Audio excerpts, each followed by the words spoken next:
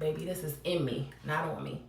Get ready with me while I tell you how I was raised to become an entrepreneur. So if you're like me, a millennial, and your parent happens to be a baby boomer, you know how much they were preaching to us to go to college, get an education, get that corporate job.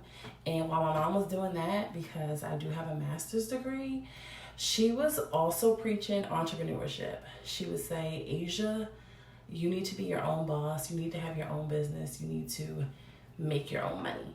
I actually knew about entrepreneurship before I even knew what entrepreneurship was. She would tell us about friends who would lose their job literally over nothing. And that is actually what kind of pushed them to go ahead and start their own business. Now, I will say, when you are 12, you are not thinking about everything that comes along with entrepreneurship, the multiple streams of income, the highs, the lows, hiring people, payroll, all of that. You do not know everything that comes with it. But one thing she did tell me is that anything worth having will not be easy. That those types of things stick with you.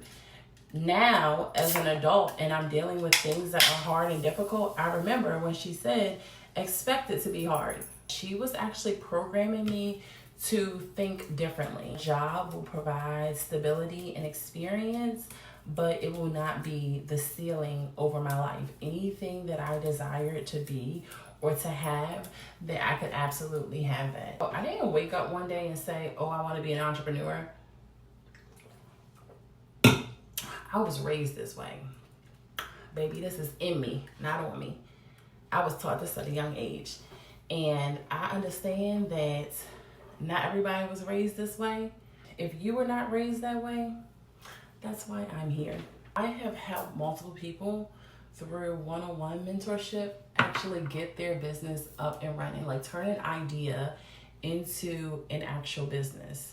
I'm also aware that this is just not for everyone, but if you're someone who feels like the corporate world is not for you, and you feel that in your heart, because I've been there, this is what I plan on sharing. If that is you,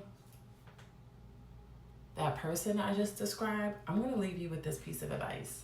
Stop waiting on the validation of your friends and family.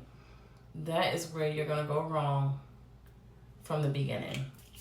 So it turns out that all those little talks weren't lectures, they were actually business lessons. There is no ceiling in entrepreneurship. You can keep growing, keep building, keep being creative, and keep making money.